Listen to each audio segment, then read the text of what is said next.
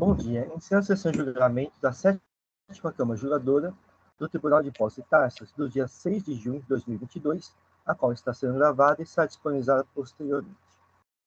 O juiz já confirmou a presença do sistema de parte, então eu vou iniciar a sessão.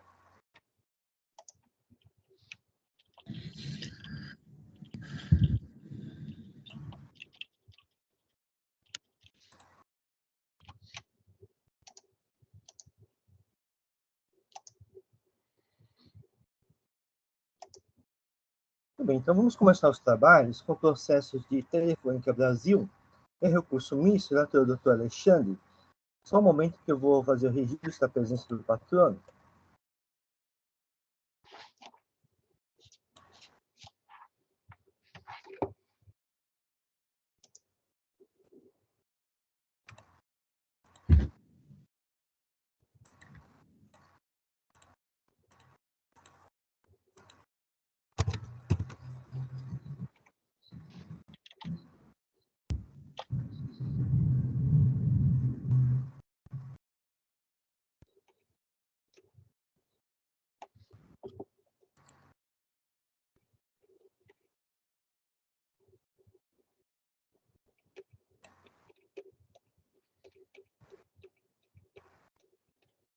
Doutor Marcos, como tem um recurso misto, precisa do o número do documento. Tá, CPF 125 125 808 808 678 678 64.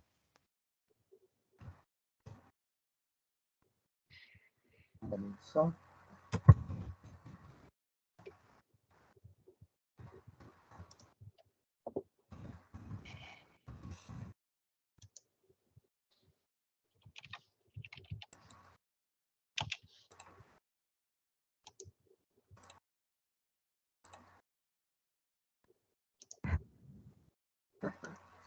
Muito bem, doutor Alexandre. O processo já está aberto. É possível colocar o voto? Pois não.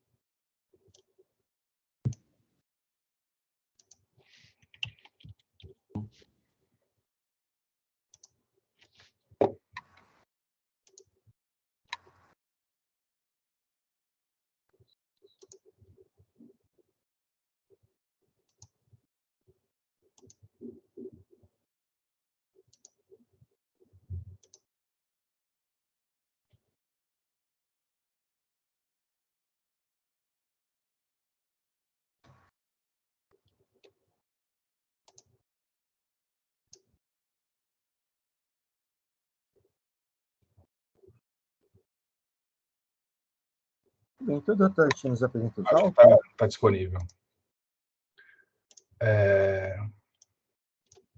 Só um minuto. Doutor Rodrigo, quer que leia o relatório inteiro ou apenas um breve relato? Está mudo. Oi, desculpe. Da minha parte, pode ser um resumo, não há necessidade do relatório completo. Não tá bom. Bom dia a todos. Aqui a Telefônica é acusada num item único de acusação de falta de pagamento de imposto por emissão de notas fiscais de serviços de telecomunicações, apresentando valores negativos em razão de descontos de fidelização considerados condicionais pelo fisco e que deveriam compor a base de cálculo do imposto. Esse processo foi analisado em primeira instância e o julgador tributário de primeira instância julgou parcialmente procedente o AIM e deferiu a recapitulação da multa para só um minuto, do 527.1c, se não me engano. Isso em primeira instância. Por conta disso, houve o recurso de ofício e o recurso ordinário da contribuinte. No recurso de ofício, tanto a contribuinte quanto a representação fiscal concordam com a redução com a recapitulação da multa, que importou na redução. Com a recapitulação, constou da decisão em diante, a infração cometida é a do artigo 527, inciso 1C do regulamento, confirmado aqui. Então, quanto ao recurso de ofício, contribuinte e representação fiscal concordam com o não provimento do recurso de ofício. A contribuinte também apresenta o recurso ordinário, folhas 6.908 e 6.931, e sustenta, em breve síntese, que o auto seria nulo porque os agentes fiscais de renda de Campinas seriam incompetentes para lavrar a acusação fiscal, que esse auto de infração seria uma revisão do auto de infração 4.017.580, que também lavrado contra a Telefônica com relação ao mesmo período, que as notas fiscais autuadas com valores sempre destacados de forma negativa seriam referentes a descontos incondicionais concedidos para fidelização de clientes, que os documentos concedidos aos seus clientes não integram a base de cálculo, os descontos, né, concedidos não integram a base de cálculo do imposto, e apresenta vários argumentos de direito para defender essa tese, que o convênio 115 de 2003 possibilita a emissão de notas fiscais negativas. Aí questiona, afinal, multa e juros. Esse processo foi convertido em diligência 3 vezes nos autos, né? Primeira vez pela terceira Câmara, para analisar a questão da cobrança e duplicidade de valores, né? A segunda vez pela quarta Câmara, por conta de pareceres que foram juntados, pareceres de juristas renomados, a respeito das condições dos contratos da Telefônica, se eram ou não condicionados. E a terceira diligência para análise da questão da legitimidade dos agentes fiscais de Campinas. Essas diligências foram cumpridas. E há ainda, por fim, uma petição da Telefônica informando de ser associada ao Sindidere Brasil, em relação ao questionamento dos juros, e por conta de mandado de segurança coletivo, onde houve decisão favorável aos contribuintes, ao sindicato, não poderia mais ser cobrado da Telefônica, nesse auto de infração e em outros, os juros estabelecidos pela Lei 13.918 de 2009, tendo se limitado à Selic. Esse pedido vem ao final, em petição separada. O processo está em fase de julgamento, e aí eu dou a palavra ao doutor para suas considerações. Pois não, doutor Rodrigo.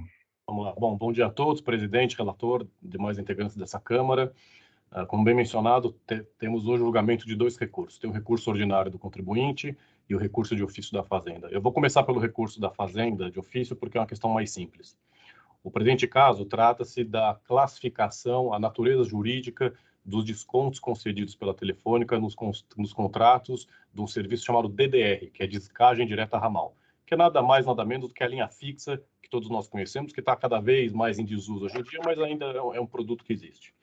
São contratos celebrados com grandes clientes, então, órgãos públicos, instituições financeiras que precisam de uma grande quantidade de ramais. Então, esses contratos, eles abrangem uma grande quantidade de ramais para a prestação do serviço de linha fixa. No auto de infração, foi aplicada uma multa como se não houvesse um enquadramento possível em nenhum artigo do regulamento ICMS. Então, foi aplicada aquela multa genérica de 150% do valor do imposto. É uma multa que já até foi alterada com o passar dos anos. Então, por retroatividade benéfica, essa multa hoje em dia ela é de 100%, mas na época da lavratura do auto de infração ela era de 150%. De forma correta, a decisão de primeira instância já fez um reenquadramento de ofício dessa multa, porque entendeu que tem sim previsão específica, já que nós estamos tratando de abatimentos da base de cálculo do ICMS, que o fisco discordou por esses descontos serem supostamente condicionados, tem um item específico que é erro na determinação da base de cálculo do imposto, que são abatimentos que são feitos, e essa multa é de 50%. Então, de forma correta, a própria delegacia em primeira instância já fez esse reenquadramento, e o recurso de ofício trata exatamente desse ponto. Como bem mencionado pelo doutor Alexandre, tanto o contribuinte quanto a representação fiscal concordam com a recapitulação, e a própria representação pede que seja negado o provimento ao recurso de ofício. Então, essa era a minha primeira consideração. Agora, passando para o mérito do recurso ordinário, tem umas questões preliminares de nulidade que, no meu entendimento, já foram superadas pelas diligências realizadas. Então, não vou nem tratar desses pontos, eu vou direto ao mérito, até para ser mais sucinto e focarmos no que mais interessa. Eu vou tentar compartilhar minha tela, porque nós temos um infográfico aqui com o resumo do caso e os principais argumentos do contribuinte. Só um segundo. Vocês estão conseguindo ver? É um infográfico, então vamos lá. Então vamos lá, o que trata esses contratos? São linha fixa de grandes contribuintes, sei lá, mais de 300 ramais. Doutor, Agora saiu a apresentação para mim. Então peraí, deixa eu colocar de novo. Vamos lá. Está aparecendo. Pronto? Pronto. Então tá bom, vamos lá. Esses contratos, eles prevêem duas cláusulas que o fisco questiona como sendo possivelmente condicionados. Evidentemente, a minha cliente discorda, porque eles são incondicionais. O primeiro deles é a necessidade de um consumo mensal mínimo. O que é esse consumo mensal mínimo? Na verdade, esses contratos prevêem uma regra de minutagem. Então, quanto mais minutos aquele determinado cliente consumir, maior o desconto. Então, só um exemplo hipotético. Se forem consumidos mensalmente 10 mil minutos, o desconto é de 5%. Se forem 15 mil minutos, 15% e assim sucessivamente. Então, você tem uma regra escalonada de desconto, de quanto maior o consumo, maior o desconto que é dado. A segunda cláusula que o fisco questiona é que tem uma penalidade por uma rescisão antecipada do contrato. Geralmente, esses contratos prevêem um prazo mínimo de 2 anos, e se você deixar o contrato antes desse período, você tem uma multa aplicada de forma proporcional. Quanto menos tempo passar, maior a multa. Quanto mais tempo passar, essa multa ela vai caindo com o tempo. Então, é uma multa proporcional relacionada ao tempo em que aquele determinado cliente ficou naquele contrato específico para prestação do serviço linha fixa. Na ótica do fisco, com relação ao consumo mensal mínimo, o fato de eu ter esse escalonamento de desconto, isso seria uma condição e por essa razão seria indevida o abatimento da base de cálculo do ICMS. Com relação à multa, da mesma forma, o fisco entende que ao haver uma previsão de cobrança de uma multa por rescisão antecipada, isso também seria uma condição para que fosse mantido o contrato, e isso também faria com que o desconto teria caráter condicionado. Como a gente está falando de um termo condição, a gente precisa se socorrer do direito privado. Vamos para o direito civil, porque o termo condição está previsto no artigo 121 do Código Civil. O que diz o artigo 121 do Código Civil? Ele diz que condição é qualquer negócio jurídico que está atrelado a um evento futuro e incerto. No presente caso, é importante esclarecer que não tem nada atrelado a qualquer evento futuro incerto. Quando o contrato ele é formalizado, as partes chegam a um acordo no valor do preço, no valor dos descontos, e isso é apurado mensalmente. Então, como funciona a sistemática? A Telefônica chega no final do mês, vê determinado cliente quantos minutos foram consumidos, vai para o contrato que foi celebrado, acordado pelas partes, e aplica o desconto previsto contratualmente. Então, na verdade, isso não é uma condição, isso é uma formação de preço. Então, ela verifica, cliente consumiu 15 minutos, tem direito a um desconto de 10%, emite a nota fiscal, aplicando o desconto de 10%, e o tributo é pago, o ICMS incidindo só sobre a parte do preço efetivamente praticado. Então, na ótica da minha cliente, nós não estamos num termo de nenhuma condição, porque quando você emite essa nota fiscal, esse preço ele é final. Essa nota fiscal não tem nenhum tipo de complemento posterior, uma vez emitida, ela é definitiva, não tem nenhum tipo de alteração de preço. No mês subsequente, novamente se verifica quantos minutos foram consumidos e assim sucessivamente durante a vida desse contrato. Então, essa é a dinâmica dos descontos, que não tem nenhum evento futuro incerto. Os eventos aqui são de natureza certa e simultânea, porque são verificados mensalmente, que é justamente o fato gerador do ICMS. Com relação à rescisão antecipada, existe uma multa, sem dúvida, que é cobrada. Ela é permitida pela Anatel, lembrando que a gente está tratando de uma concessionária de serviço público de telecom, que está dentro de um ambiente regulado. Então, a Anatel permite que as concessionárias de serviço público de telecomunicações coloquem previsões nos contratos, que são chamados cláusulas de fidelização, de forma que aquele contrato seja respeitado por um período mínimo. Então, essa cláusula ela é prevista, a fórmula de aplicação dela, proporcional ao tempo da vida do contrato, também é permitida, e a Telefônica nada mais faz do que aplicar essa cláusula nos contratos, como permite a Anatel. Essa cláusula, ela não pode ser entendida como prestação de serviço. Se a gente também se socorrer ao Código Civil novamente, direito privado, a gente chega à conclusão que essa cláusula nada mais é do que uma penalidade, é uma cláusula penal. Então, isso não pode confundir. Na ótica da minha cliente, o fisco acabou confundindo conceitos totalmente diferentes, como se fosse a mesma coisa, e partiu de uma premissa de que essa cláusula de penalidade teria por condão trazer de volta os descontos que foram dados lá atrás se o cliente abandonasse o contrato. Analisando esses contratos e as fórmulas aplicadas, verifica-se que não tem nenhum tipo de conexão da multa com o desconto que foi dado. São coisas completamente diferentes. A multa ela é proporcional ao tempo e o desconto é por minutos consumidos pelo cliente mensalmente. Então, são naturezas distintas. Então, o fato de haver uma cláusula penal com uma multa aplicada em caso de rescisão antecipada não faz com que os descontos concedidos não deixem de ter a natureza de incondicional. Importante mencionar que, como o assunto é muito relevante, vocês devem imaginar, vocês podem ter visto o valor da auto-infração, nós estamos tratando aqui no valor histórico de 400 milhões de reais, em um único caso. Então, a gente se socorreu de renomados juristas para que analisassem os contratos que foram utilizados como base pelo fisco para essa autuação, e todos eles, de forma unânime, chegaram à mesma conclusão. Então, pedimos parecer, como a gente tem vários conceitos aqui de vários ramos do direito, a gente tomou cuidado de pedir pareceres de renomados juristas de diferentes áreas. O primeiro dele é do professor Guerreiro, professor de Direito Civil da USP, que analisou o termo condição do Código Civil, no artigo 121, analisou os contratos da Telefônica que foram utilizados como base para o auto de infração, e ele chegou à conclusão que não há termo de condição aqui, não há conceito de condição do Código Civil. O que tem, na verdade, ali é uma condição, mas não condição por direito civil, que faz com que o desconto tenha uma natureza condicional. É uma condição prevista contratualmente, como qualquer contrato. Qualquer contrato tem uma previsão de obrigações, deveres e direitos das partes. Então, isso, na verdade, não faz com que o desconto concedido tenha a natureza de condicional, como alega o fisco. O segundo parecer e o terceiro são de renomados juristas tributários, que é o professor Heleno Torres, da USP, e o professor Carrasa, da PUC. Também analisando os contratos celebrados da Telefônica com seus clientes, chegaram à conclusão que, para o direito tributário, esses descontos não podem ser considerados condicionais pelas características que eu já mencionei. E, por fim, e não menos importante, a gente pediu também o parecer para o professor Floriano, que é professor de Direito Administrativo e o atual diretor da Faculdade de Direito, que ele analisando especificamente a questão da multa, porque como a gente está tratando aqui de Anatel num ambiente regulado, e ele ajudou a escrever a lei que regulamenta as telecomunicações no país, acho que nada melhor do que ele, que foi um dos coautores dessa lei, para analisar se essas multas estão de acordo com a legislação regulatória e se ela tem algum tipo de conexão com o desconto. A conclusão dele foi categórica, chegando à conclusão que a multa é permitida, que a regulamentação da Anatel foi respeitada, e mais do que isso, que esses descontos não têm nenhum tipo de conexão, que essa multa não tem nenhum tipo de conexão com os descontos que são dados.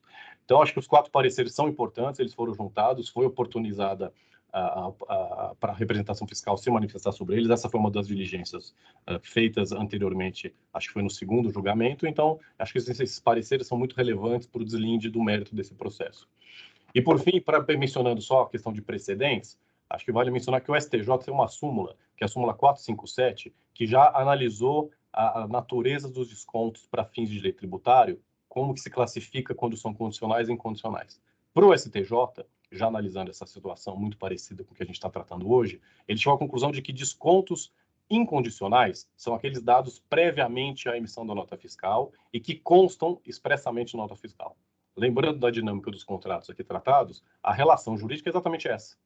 É feita a análise do consumo mensal de minutos, é dado desconto previamente na nota fiscal e a nota é emitida e ela não muda mais. Então, não tem nenhum tipo de condição aqui atrelada a evento futuro incerto que possa fazer com que a natureza jurídica desses descontos sejam condicionais.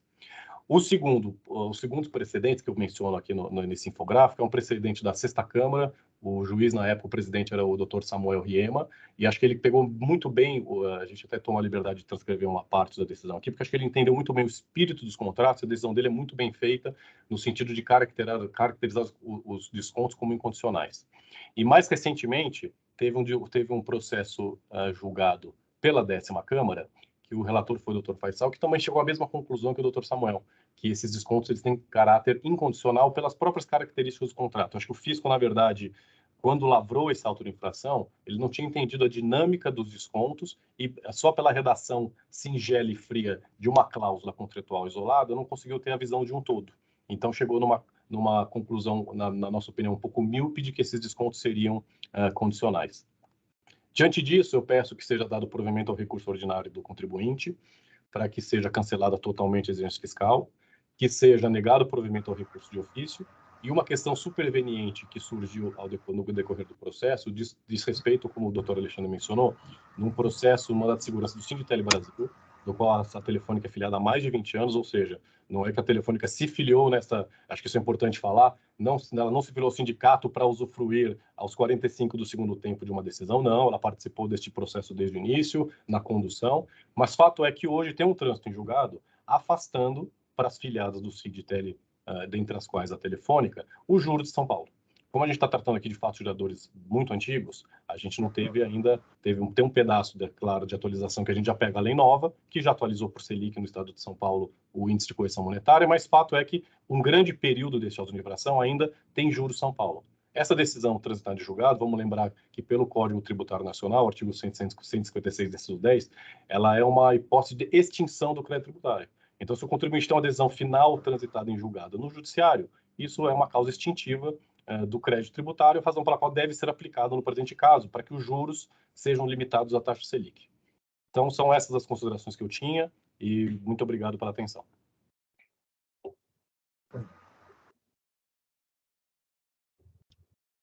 Obrigado. Agradeço, doutor.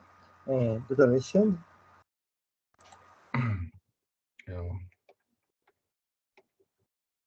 Eu vou meu voto, então. O contribuinte foi atuado pela falta de pagamento do ICMS na emissão de notas fiscais de serviços de telecomunicações, apresentando valores negativos de ICMS em razão de descontos de fidelização considerados condicionais pelo fisco e que, portanto, deveriam compor a base de cálculo do imposto. Analiso inicialmente o recurso de ofício. Em defesa, a contribuinte requereu o enquadramento da multa originalmente aplicada no patamar de 150% do valor do imposto, para a multa prevista no artigo 527.1, alínea C do regulamento, que prevê a multa de 50% do valor do imposto devido, por erro na determinação da base de cálculo em razão da não inclusão dos valores dos descontos condicionais concedidos a seus clientes. Pleito que foi deferido pela decisão recorrida nos seguintes termos, folhas 6893, 6894. Alega autuada o reenquadramento da multa de ofício do presente auto, alegação por nós acolhida. A recapitulação da penalidade alegada pela autuada é cabível. É certo que a autuada emitiu documentos fiscais com erro na determinação da base de cálculo, fato que subsume, né, tá errado o texto aqui, o disposto no item 1, alínea C do artigo 527 do regulamento. Assim, nos termos do artigo 13 da 13457, da lei 13457, corrige de ofício a capitulação da penalidade. A dota representação fiscal manifestou em seu parecer, folhas 6898-6900, a concordância com o que restou decidido pelo julgador tributário de primeira instância, no que se refere especificamente ao reenquadramento da multa, opinando pelo não provimento do recurso. Correta, como entendo, a decisão recorrida ao deferir o reenquadramento da penalidade, pois a acusação fiscal trata, de fato, da emissão da nota fiscal com erro na determinação da base de cálculo. Isso porque referidos documentos fiscais foram emitidos contendo descontos de fidelização que, no entender do fisco, reduziram o valor do ICMS a pagar, pois os descontos concedidos condicionavam ao cliente manter o serviço contratados durante o tempo de vigência do contrato.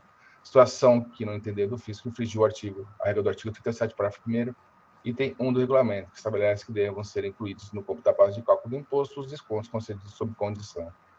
Nesses termos, conhece o recurso de ofício e ele nega o provimento, mantendo decisão recorrida na parte que recapitulou a multa do auto de infração. Analisa agora o recurso ordinário. A contribuinte traz em seu recurso duas alegações preliminares que tratam de supostas nulidades do AIM. A primeira acusa o AIM de nulidade em razão de suposta incompetência das autoridades fiscais fazendárias de Campinas para fiscalizar e proceder à lavratura do AIM, entendimento do qual não compartilho, pois as regras da Portaria CAT 141 de 2011, utilizadas pela contribuinte para questionar a legitimidade dos agentes fiscais de renda de Campinas, na verdade tratam da área territorial dos postos fiscais e das delegacias regionais tributárias 2 a 16, para fins de cumprimento de obrigações fiscais pelos contribuintes do ICMS, ou seja, não se trata de regra que estabeleça limites territoriais à atuação das autoridades fiscais fazendárias. Ademais, como restou analisado na diligência realizada exatamente sobre esse assunto, folhas 7508 e 7519, não há restrição territorial na organização interna da Cefaz São Paulo, tratando-se o ato de fiscalizar de competência inerente ao cargo de agente fiscal de rendas, e não ao órgão da estrutura e do erário paulista que está lotado. Entendimento reforçado pela regra do artigo 72 da Lei 6374, que trata da competência do agente fiscal de rendas, aqui embaixo eu transcrevo. Eu faço menção aqui ao resultado da diligência e termino falando que eu faço a preliminar recursal. Também não acolho a segunda preliminar recursal, que trata do suposto vício na lavratura do AIM, que teria, no entendimento da contribuinte, o objetivo de revisar a autuação fiscal anterior. pois, como restou esclarecido por AFR atuante no termo circunstanciado da ação fiscal, logo no início, né, por 56 e 58, trata-se de acusações distintas. Aqui eu transcrevo a menção e só faço referência aqui ao finalzinho. Observe-se que a maior parte das notas fiscais que continham itens, isso está no termo circunstanciado, palavras do AFR. Observe-se que a maior parte das notas fiscais que continham itens de desconto de fidelização não haviam sido objeto do auto-infração 4017-580, dígito 7, pois apresentava o ICMS total da NFST positivo. Nesse caso, não havia qualquer abatimento a fazer. Ele explica por que fez, por que da lavratura desse auto-infração. Referido à questão, também foi objeto de diligência da terceira Câmara Julgadora, cujo objeto era obter do AFR atuante esclarecimento se a acusação se refere ao mesmo item de fato de pagamento de imposto e se esses valores estão ou não totalmente contidos no presente AEM. E o resultado da diligência esclarece que não se tratam de acusações dos mesmos fatos geradores, e sim de valores diferentes. Então, eu concluo. Assim esclarecido desde logo pelo AFR atuante no termo circunstanciado e posteriormente na diligência, o presidente AIM acusa a contribuinte da falta de pagamento do imposto por ter deixado de incluir na base de cálculo do imposto os descontos condicionados concedidos a seus clientes, e no auto-infração 4017-580 é acusado da falta de pagamento em razão do destaque de ICMS negativo das notas fiscais de serviços de telecomunicações, tendo a FR autuante realizado o abatimento de valores que pudesse representar cobrança de duplicidade do mesmo tributo, conforme esclarecido no item 10 de folhas 6958. Trata-se, portanto, de acusações distintas, há que se falar, portanto, de revisão ou complementação do lançamento anterior, motivo pelo qual não acolho o liminar recursal. Passando ao mérito, a despeito do brilhante trabalho realizado pela contribuinte em suas manifestações nesses autos, inclusive apresentando pareceres de ilustres juristas para enriquecer a discussão acerca dos os descontos de fidelização que concede a seus clientes, condicionados ou incondicionados, penso de maneira diferente da tese apresentada no pleito recursal. O contribuinte alega, por razões comerciais, concede a seus clientes desconto do preço de serviços de telecomunicações fornecidos, o DDR, como forma de fidelização. E esses descontos refletem o valor das notas fiscais emitidas, sendo o ponto central em discussão nesses autos a natureza dos descontos concedidos, se incondicionados ou condicionais. Isso porque a legislação pertinente inclui na base de cálculo do ICMS os descontos concedidos sob condição. E aqui eu transcrevo artigo 24, parágrafo 1º, inciso 1 da Lei 6374, e artigo 37, parágrafo 1º, 1 do regulamento do imposto de renda, do regulamento do ICMS, perdão. Descontos incondicionais são aqueles concedidos sem vínculo a evento futuro incerto, existindo certeza que irão efetivamente incidir sobre o valor da operação, e podem ter seu valor excluído do cômputo da base de cálculo do imposto, pois seu valor nunca será recebido pelo contribuinte. Situação que se mostra completamente diferente do caso dos descontos condicionais, que são concedidos pelos contribuintes a seus clientes com eficácia subordinada à ocorrência de evento futuro incerto. Indo ao documento juntado aos autos pelo AFR atuante, que é um dos contratos celebrados entre a contribuinte e seus clientes, é possível constatar que os contratos celebrados tinham, sim, cláusula que obrigava a restituição de valores dos descontos concedidos em caso de rescisão contratual. Eis o teor da cláusula 5ª, parágrafo 1º e 2º do referido item do contrato. Diz aqui a cláusula: caso de extinção desse contrato antes do seu término, em qualquer caso de rescisão do contrato por culpa do contratante ou resilição por denúncia do contratante, ou seja, ato de vontade de simplesmente descontratar, ou pedido de desligue temporário, caberá à contratante restituir à contratada os descontos recebidos durante a vigência do contrato. E a cláusula segue explicando aqui como serão feitos os cálculos. Como visto, os descontos de fidelização eram concedidos para a contribuinte sob a condição de que o contrato celebrado fosse cumprido até o fim do prazo de permanência inicialmente pactuado. E os clientes que descumprissem o prazo ou outras obrigações contratuais eram punidos com a multa equivalente ao valor dos descontos que haviam recebido. Trata-se, portanto, de descontos subordinados a evento futuro incerto, pois sua concessão pela contribuinte a seus clientes dependia da manutenção do vínculo destes junto ao plano contratado, por todo o prazo contratual, ou seja, o desconto concedido dependia de evento futuro incerto, configurando desconto condicional e, consequentemente, atraindo a incidência do ICMS. Essa questão acerca das multas aplicadas pelas empresas operadoras de telefonia, no caso de rompimento dos contratos de fidelização, é tema tratado pela Decisão Normativa CAT 3 de 2004, abaixo transcrita, e eu transcrevo, só faço referência a alguns trechos dela.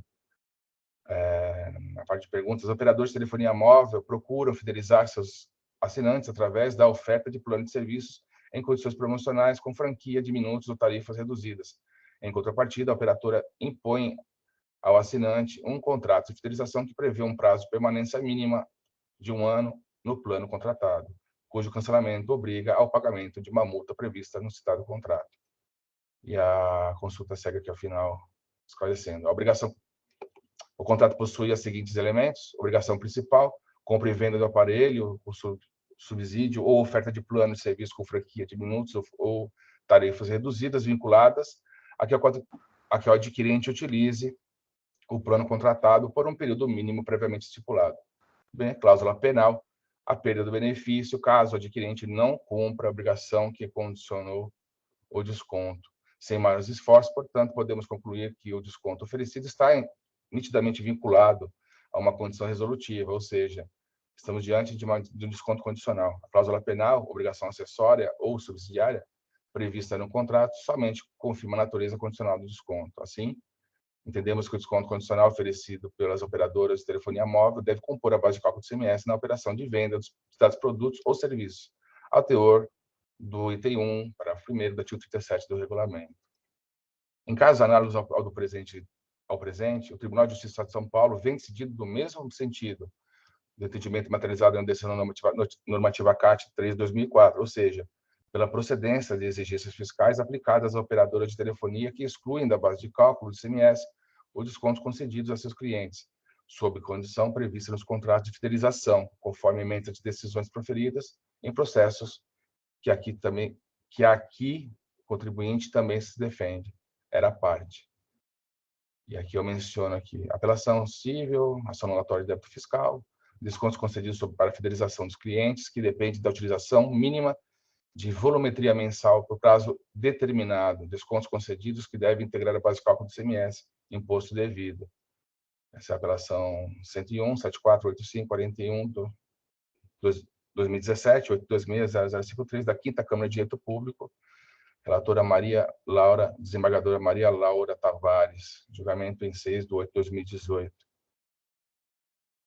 Mais um caso, ICMS, multa por auto infração, imposição de multa, infração relativa ao pagamento do imposto, empresa prestadora de serviço de telecomunicação, emissão de notas fiscais de serviços de telecomunicações com valores de imposto destacado negativos, reduzindo os totais dos débitos do gravame lançado, livre registro de saídas, inadmissibilidade do procedimento adotado pela empresa autuada. A emissão de notas fiscais com destaque de ICMS em valores negativos não encontra qualquer respaldo legal. Os valores destacados como negativos a título de ICMS nas notas fiscais, ademais, referem-se a descontos condicionais concedidos aos contribuintes do Serviço de Descagem Direta Ramal, DDR, não havendo que se falar em exclusão desses valores da base de cálculo do ICMS. Concedidos nas hipóteses em que é superado o dever do contratante de consumir um tráfego mínimo mensal em forma de créditos que são consignados nas notas fiscais, de até 3 meses após a correspondente obtenção de descontos. Natureza de desconto condicional que é inexorável. Desembargador Oswaldo Luiz Paulo, julgado também em 2018, 30 de julho. Próxima decisão, descontos condicionados à contratação de prestação de serviço de telefonia e manutenção de tais serviços por certo período. Cláusula contratual que prevê o pagamento de descontos concedidos no caso de rompimento do contrato antes do prazo contratual ou por rescisão por culpa do contratante. Desconto que se caracteriza como condicionado. Valor do desconto que deve se integrar a base de cálculo do ICMS nos termos do artigos 12 e 13 da Lei Complementar 37, artigo 37 da Lei 6374, item 1 também do Regulamento Estadual 45.690. Note-se que os descontos efetuados estão vinculados a um contrato que fixa multa rescisória em caso de rompimento e até previsão de pagamento dos citados descontos, ou seja, a autora concede um desconto incondicional, entre aspas, está aqui no texto, atrelado a um contrato de fidelidade que, se rompido, acarreta a exigência de multa e pagamento. Ora, é evidente que o alegado desconto é condicionado ao contrato de fidelização do cliente, nos moldes preconizados no artigo 121 do Código Civil. Desembargador Cláudio Augusto Pedrassi, julgado em 21 de março de 2017. Por fim, ementa de decisão da desembargadora Tereza Ramos Marques, que fala o serviço de descagem direta ramal, com objetivo de fidelização do cliente. Preciso ler um pouco antes, perdão. Serviço de descagem direta ramal, DDR, plano de fidelização consumidor, descontos condicionais, base de cálculo, possibilidade. Os serviços de descagem direta ramal, com objetivo de fidelização do cliente, configuram desconto condicional, pois subordinados ao evento futuro e incerto de manter o consumidor associado ao plano. Descontos condicionais inclui-se na base de cálculo. Isso aqui julgado em 3 de maio de 2021. Assim, a cláusula contratual que exige devolução do valor dos descontos em caso de não permanência da cliente, da contribuinte no plano de serviço de telefonia, pelo período determinado em contrato, demonstra que o desconto é concedido sob condição de ocorrência de evento futuro incerto, como o contribuinte deduziu da base de cálculo do imposto os valores dos descontos que concedeu aos seus clientes, em razão dos contratos de fidelização com eles firmados, descontos que contratualmente foram concedidos sob condição, é de concluir configurada a infração descrita no auto de infração desordial, por infração ao artigo 37, parágrafo 1º do inciso 1º, devendo a decisão recorrida ser mantida nos moldes que proferida. A alegação recursal de que a multa, mesmo tendo sido recapitulada pela decisão recorrida para a penalidade prevista do artigo 527.1, a linha C do regulamento, continua tendo caráter confiscatório e que seria indevida a aplicação de juros de mora na base de cálculo da multa, também não são acolhidas por exigirem afastamento da aplicação dos artigos da Lei 6374 de 89, ainda vigentes, medida vedada pelos incisos 1 e 2 do artigo 28 da Lei 3457. Além disso, a questão da correção do valor básico da multa é tema da súmula 13 desse tribunal, segundo a qual é legítima a atualização do valor básico da multa nos termos do parágrafo 9º do artigo 85 da Lei 6374. Por fim, quanto ao questionamento recursal sobre a taxa de juros utilizada para a correção dos tributos, importa informar, aqui eu estou mencionando a alegação do recurso ordinário, tá?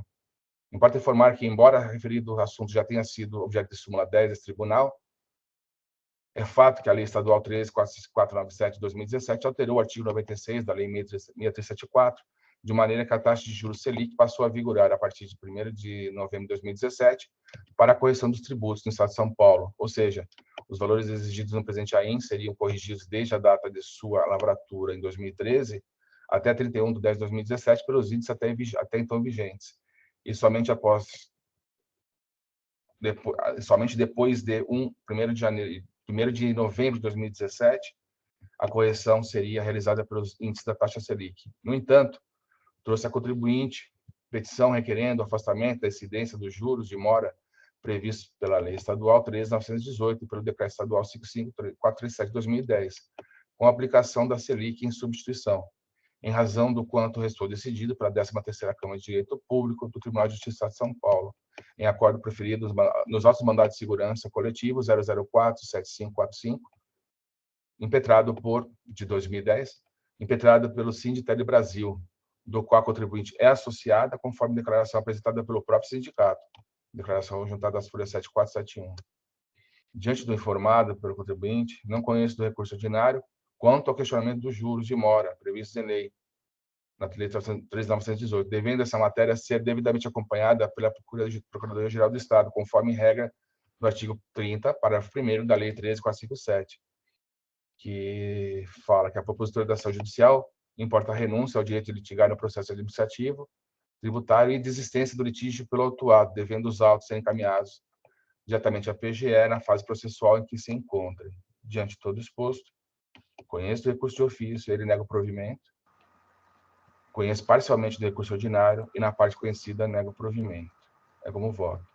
Doutor Rodrigo, eu entendi a posição dos pareceres, longe de mim pensar em questionar a opinião do doutor Heleno, dos pareceres que foram apresentados, mas me parece que pela ideia, pelo formato do contrato e assim, acho que em outras decisões que eu vi na Justiça, quem é consumidor de telecomunicações entende isso. A base do entendimento deles é que no momento da emissão da nota que é antecipada, eu não estou condicionando aquele desconto, eu já concedi. O evento futuro não mudaria essa cláusula que estabelece o momento da emissão da nota. Mas a gente sabe que é um serviço continuado e que, se eu tenho a previsão de que a multa ela é exatamente do valor dos descontos que eu obtive no passado, me parece, da forma que eu entendo, da minha mídia posição em relação a tanta gente inteligente que já se manifestou nesses autos, é que elas têm a natureza de condicional, sim, e exatamente em relação aos descontos que são concedidos. Fossem multas punitivas de X% sobre o valor do contrato, seja lá o que for, eu acho até pensaria de maneira diferente, mas como essas cláusulas estão vinculadas exatamente ao valor do desconto concedido, me parece que esses descontos estão, sim, vinculados a evento futuro incerto. E, por conta disso, eu entendo que a autuação deve ser mantida. Não, perfeito. Respeito sua posição, doutor. Imagina, obrigado. Assim, é questão de interpretação das regras processuais, das regras de direito tributário e dos contratos. Longe de mim questionar. Muito obrigado, de qualquer forma. Agradeço, doutor Alexandre. Então, o processo está em discussão. Muito bem, não havendo inscritos, eu vou encerrar os debates. Na verdade, desculpa, doutor Inácio, licença aqui, eu estava até propensa aí, também analisei aqui as questões de mérito e sobre a interpretação, se seria condicional, incondicional, e até fui no Tribunal de Justiça, né, olhar esses precedentes que o doutor Alexandre trouxe. Um deles, inclusive, é da própria Telefônica, né, de 2018. Eu fui abrir o processo para ver se chegou, né, o STJ, para ver se já teria algum entendimento ali do STJ sobre o tema. O processo chegou a subir, né? E, na verdade, ele desceu por uma questão da questão do limite da multa em repercussão geral, né? Aguardando aí o sobrestamento e o julgamento pelo STF do recurso extraordinário que foi interposto. Então, o recurso especial acabou, o agravo, né, em recurso especial acabou também ficando consequentemente sobrestado. E eu não vi mais nenhum outro julgamento que chegou ali sobre o mérito dessa questão dos contratos de DDR no STJ, no STF, e todos que eu vi no Tribunal de Justiça realmente seguiram ali o entendimento do doutor Alexandre, todos onde foram muito bem analisados os contratos. Então, eu também, longe de querer questionar qualquer entendimento do doutora Helena Torres, do professor Roque, enfim, de todos eles, longe disso, mas eu me curvo ao entendimento até do Tribunal de Justiça aqui de São Paulo, que a gente deve também observar ali nos nossos julgamentos, né? Claro, não, você tem razão, doutora Sulamite, só poder fazer um esclarecimento de fato. Os casos chegaram no STJ, mas acabaram não sendo julgados, eles voltaram e ficaram sobrestados por a questão da multa mesmo, confiscatoriedade e tudo mais, então não tivemos ainda um julgamento de tribunais superiores, mas só para esclarecer, tem decisões favoráveis do Tribunal de Justiça também, exatamente da Telefônica, dos mesmos casos. Então, a situação hoje no Tribunal de Justiça é um pouco bola dividida. Acho que o doutor Alexandre achou os desfavoráveis, mas tem favoráveis também, com base nas perícias contábeis que foram feitas em primeiro grau, chegaram à conclusão que os descontos são incondicionais. Mas, enfim, é a interpretação. Isso mostra que o assunto não está pacificado. Na verdade, eu não vi esses precedentes do Tribunal de Justiça. Eu estaria me curvando exatamente porque... Eu não sei se foi pela forma como eu fiz a busca no mecanismo de busca, que eu coloquei a não reconhecimento, e aí acho que ele faz a busca exatamente nos termos. E eu fiz a análise em cima dessas decisões que eu encontrei. Acho que tinham outras tantas, mas não envolvendo a Telefônica, né? Tem as outras operadoras de telefonia também questionando essa questão. Tá, e na verdade, como eu estarei aqui na próxima semana, se me der licença, até o doutor Inácio, se puder me dar licença de eu pedir vistas dos autos e trazer na próxima semana, só para eu também olhar essa questão desse outro precedente que o doutor Rodrigo falou. Assim, doutora Samita, se eu conceder vista para a doutora, não vai dar tempo, porque a pauta é feita hoje. Eu posso, na verdade, eu até converso com o Hélio e coloco já de volta. Eu tiro ele em vista e aí Já deixa disponível, né? já deixo disponível, mesmo porque eu tenho acesso, eu continuo tendo acesso aos autos, né? Mesmo devolvendo. Pode ser. E aí eu não disponibilizo antes, se eu fizer eventualmente algum voto. Não estou falando que eu vou fazer voto, eu só queria realmente talvez dar uma olhadinha Eu nessa. acho que quando é concedida à vista, o processo já cai na caixa de acesso do juiz. E aí, doutora Lourdes Sulamita, já deixaria o processo disponível, sem a ementa, sem o seu voto? E aí Isso. acho que seria possível colocar na pauta já para semana, creio eu. O doutor Inácio que pode falar melhor, se. Eu não sei se o processo, se eu considerar visto o processo já cair na sua caixa de processos, né? Aí a doutora, aí tudo bem, aí seria possível, mas a doutora teria que já disponibilizar para a pauta assim que acabar essa sessão. Sim. Porque a pauta da semana que vem, a gente tem que colocar, eu preciso indicar os processos, né? Até o meio-dia. Sim. Então, a gente pode fazer a tentativa, senão, digamos assim, teria que esperar uma outra substituição. Mas então, eu posso conceder vista, a doutora veja logo se entra na caixa, né, na caixa de processo da doutora, e se entrar, então rapidamente, até o meio-dia, tem que ser colocada para a pauta. Tá, vou fazer isso então. Então, terminando aqui a sessão, eu já coloco ele para a pauta de novo. Tá bom. Então, a doutora... E aí só teria que conversar, né, com o Hélio para incluir esse processo. Quem indica sou eu. Tá. Eu que vou encaminhar a indicação dos processos para a semana que vem. Tá, então terminando aqui a sessão, eu já incluo ele em pauta, já mando para a pauta. Tudo bem. Só um momento, deixa eu anotar aqui o número do processo. Deixa eu então solicitar aqui, né? Posso só fazer um comentário, presidente, se o senhor permitir?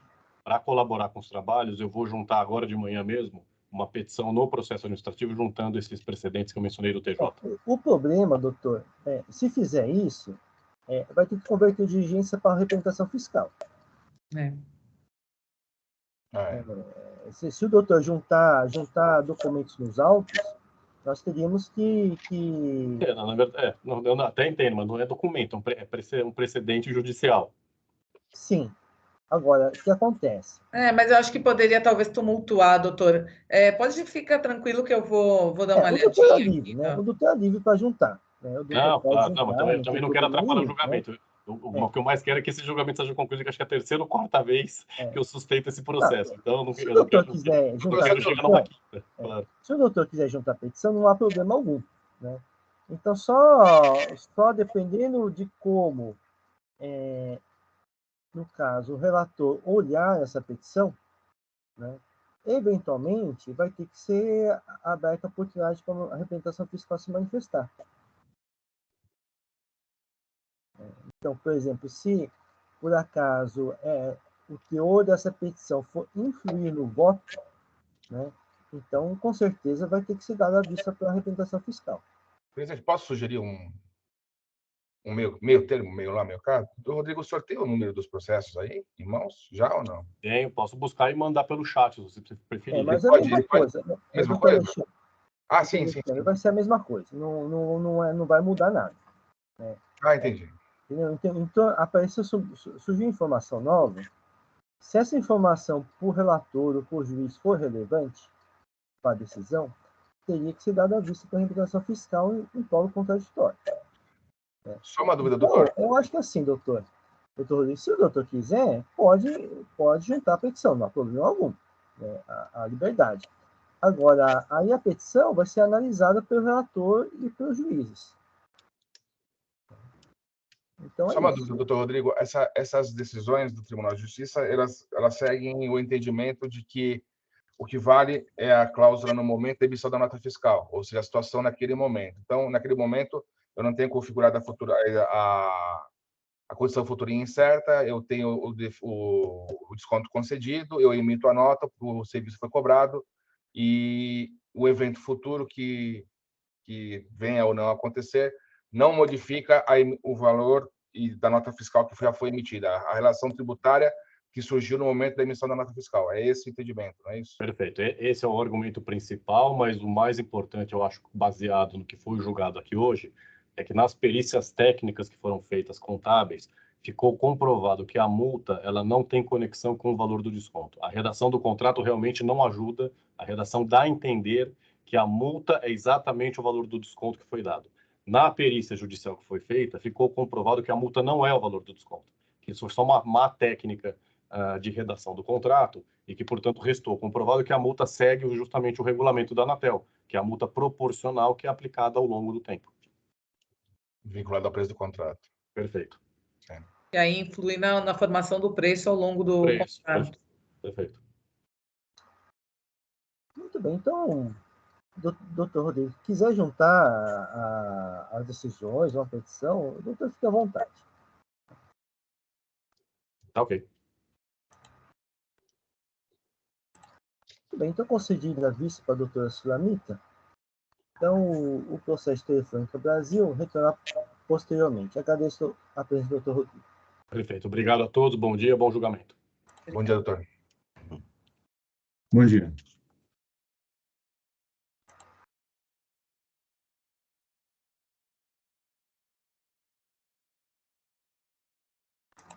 Só um momento aqui, que o sistema está um pouco lento. Um momento só.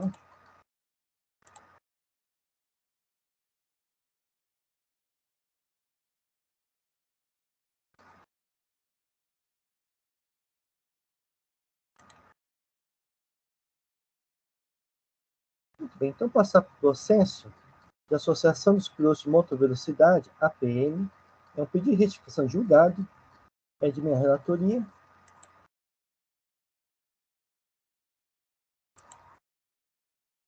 É um momento só aqui.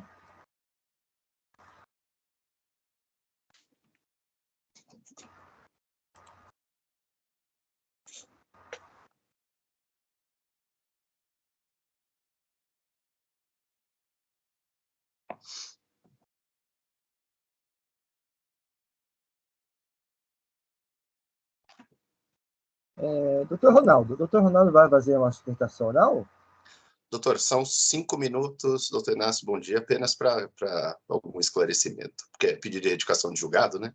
Não é necessário ficar discorrendo sobre tudo, né? Tá. É porque não havia requerimento, mas tudo bem. Não, mas eu solicitei, tanto que eu recebi na semana passada o e-mail confirmando. Ah, é? Deixa eu ver. É que no sistema aqui não consta o requerimento. Mas não tem problema. Eu mandei por e-mail, né? Ah, por e-mail.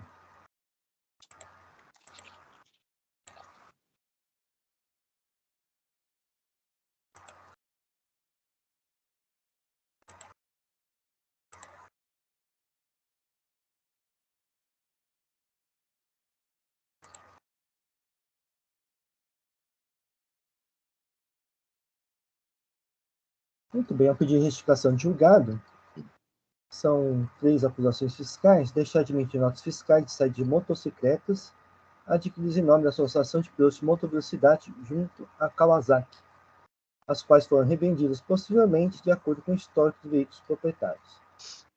O semestre devido no valor de tanto, uso da aplicação da alíquota de 18% sobre o valor das operações correspondentes. Segundo a acusação fiscal, e também deixar de emitir notas fiscais de saída de motocicletas adquiridas em nome da associação junto à Kawasaki, as quais foram revendidas posteriormente. O ICMS não está sendo exigido por tratar-se de mercadoria submetida ao regime de substituição tributária, cujo imposto foi retido pelo fabricante.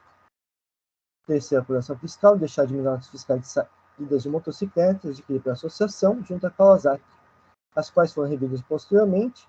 O ICMS não está sendo exigido por tratar-se de mercadoria cujo imposto foi retido pertencente ao ativo imobilizado do fabricante. Quarta acusação, exercer atividade comercial no período de tanto a quanto, sem estar devidamente inscrito no cadastro contribuinte do ICMS na repartição fiscal de sua vinculação. A sétima Câmara Julgadora manteve integralmente os itens 1 e 4 e reduziu a multa para 18% dos itens 2 e 3 do AE. No pedido de retificação julgada, alega-se a falta de apreciação da aplicação do artigo 85-A da Lei 16.497 de 2017. Por fim, requer a pronunciação sobre a redução da multa conforme previsto nesse artigo 85-A da Lei 16.497 de 2017. Este relatório, então, fique à vontade, doutor Ronaldo, realizar a sustentação. Tá bom, muito obrigado. Bom dia a todos. Só um comentário, gostei do fundo da caneca de doutora Sulamita, faz com que a gente fique olhando cada vez que ela toma um golinho do chá, bem legal. Mas é o seguinte, falando rapidamente sobre a situação, bom, o doutor Inácio já fez um resumo, né, bastante simplificado, até porque o caso realmente ele não é tão complexo quanto outros casos que são julgados aí pela Câmara, né. A gente está falando, então, da Associação de Pilotos de Moto Velocidade, que é uma associação de prática desportiva, mas que, de fato, deu saída em motos, né? Ela adquiria as motos para as competições e os pilotos teriam direito de adquirir essas motos na sequência. E ela acabou sendo autuada porque ela não estava inscrita, né, no cadastro ICMS, não fazia emissão das notas fiscais. São 3 infrações, então. A primeira infração tem exigência de imposto, de ICMS, e a multa de 50% sobre o valor das saídas. As infrações 2 e 3 não têm exigência de imposto, por quê? Porque no período, na situação, essas motocicletas, tanto da Honda quanto da Kawasaki, já foram tributadas lá na saída da fábrica, ST, né? Não tinha recolhimento a ser feito pela associação, independentemente dela dar saída nas motos ou não depois para os pilotos. O que aconteceu? Um pouco antes do julgamento pela 7ª Câmara, houve uma alteração legislativa, né? A Lei 16.497 alterou as penalidades do artigo 85, que estão lá previstas na Lei 6374. E são 2 alterações. Uma alteração que fala sobre situações em que o tributo é devido, que é o artigo 85B, e uma alteração que se refere a situações em que imposto não é devido, que é o artigo 85A. O artigo 85B, ele traz uma série de requisitos que, de fato, não poderiam ter sido cumpridos pela associação. Por quê? Porque eram requisitos que exigiam posturas do contribuinte antes do auto de infração. Então, confessar que é devido, abrir mão do contencioso, ou seja, naquela fase que o processo estava, aquilo não era tecnicamente viável, né? Independentemente disso, a gente pediu aplicação por entender que, olha, na verdade, é redução de multa. Mas a 7ª Câmara Julgadora entendeu que, olha, não é possível aplicar o artigo 85B porque os pré-requisitos que estão ali não foram cumpridos. É alguma coisa que até pode ser discutível ou não, realmente para mim é um ponto polêmico, mas enfim, não é uma decisão que eu entendo tecnicamente errada. O que faltou na decisão foi a análise do artigo 85A. Por quê? Porque a maior parte do auto de infração, que são os itens 2 e 3, se refere a multa por saída sem nota fiscal, sem ICMS devido. E o artigo 85A, a alteração do 85A feita pela lei de 2017, ela é muito, muito simples e muito clara. Ela diz o seguinte, que essa multa, que no auto de infração está em 50% do valor da operação, é, na verdade, de 1%, com base nas operações de prestação de serviço e vendas feitas nos últimos 12 meses. No julgamento, houve uma redução dessa multa de 50% para 18%.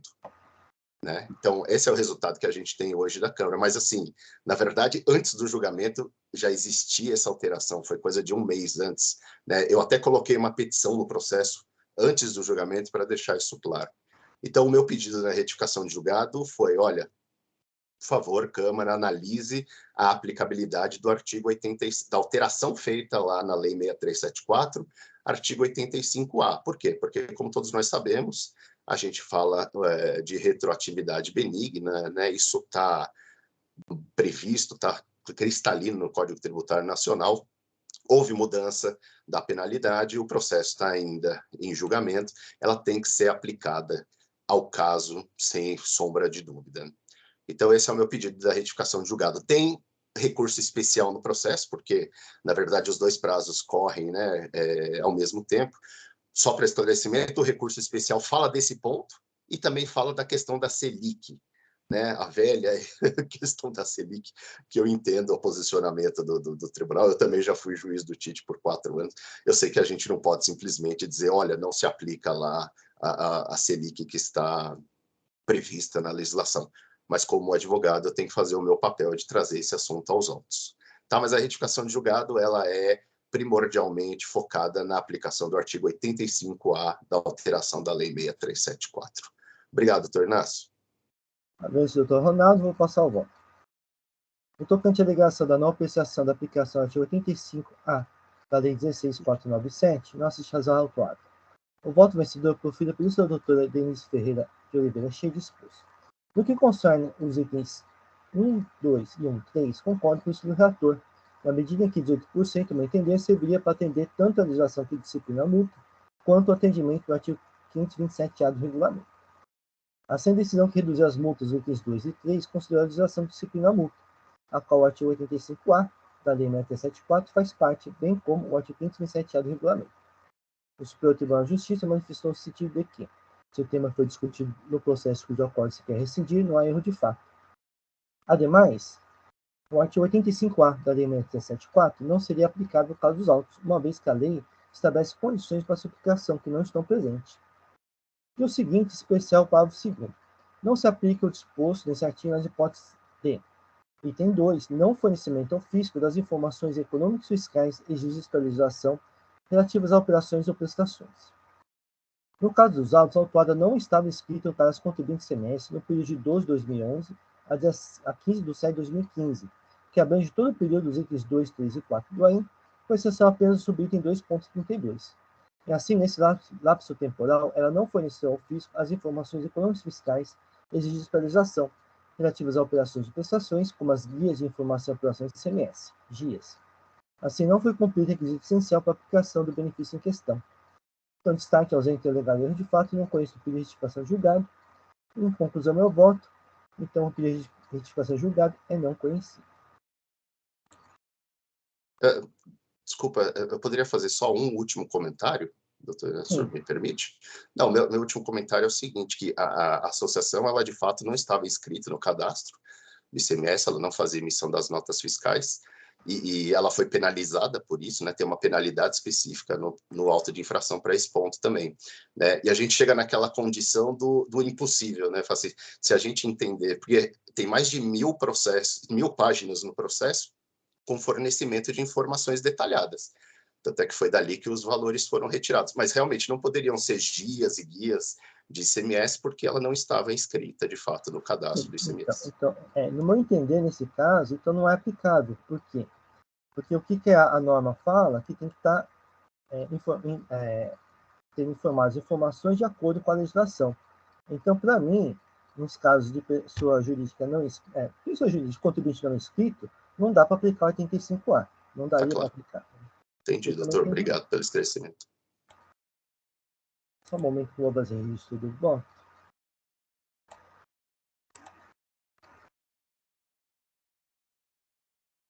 Muito bem, o processo está em discussão. Não havendo inscritos, eu vou encerrar os debates. Vou verificar o quórum de presença.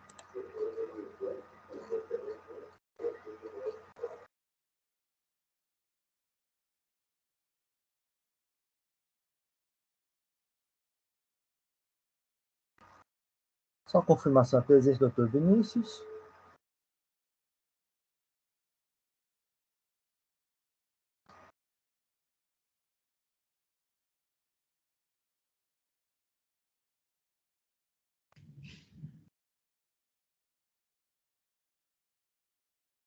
Dr. Vinícius, só confirma a presença no sistema. Deixa eu dar uma olhada aqui.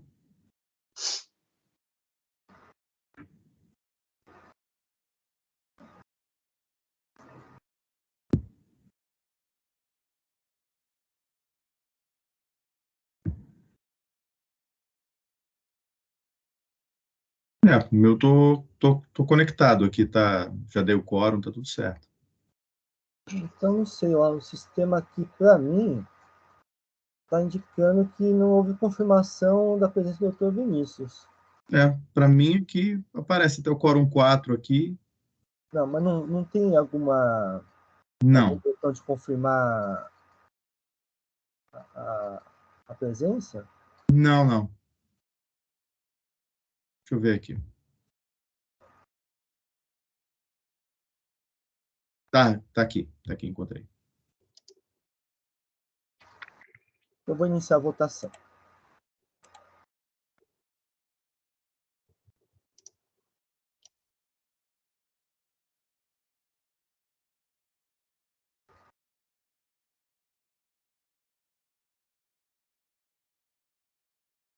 Agora, doutor Vinícius, dê uma olhada se apareceu um botão de votação. Já confirmei, confirmei. Obrigado. Muito bem, encerrada a votação, então o pedido de retificação julgado da Associação dos Pilotos de Motor Velocidade foi não conhecido. Agradeço a presença do Dr. Ronaldo. Obrigado, bom dia a todos aí, boa sessão. Bom dia, Tchau, tchau. obrigado.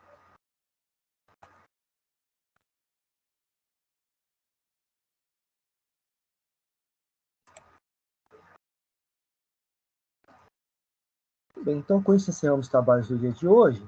Então, podemos declarar encerrada a sessão de julgamento da 7ª Câmara Julgadora do Tribunal de Impostos e Taxas do dia 2 de junho de 2022. Agradeço a presença de todos. Eu vou encerrar a sessão de julgamento no sistema de parte e pediria pós-voto encerrar a gravação.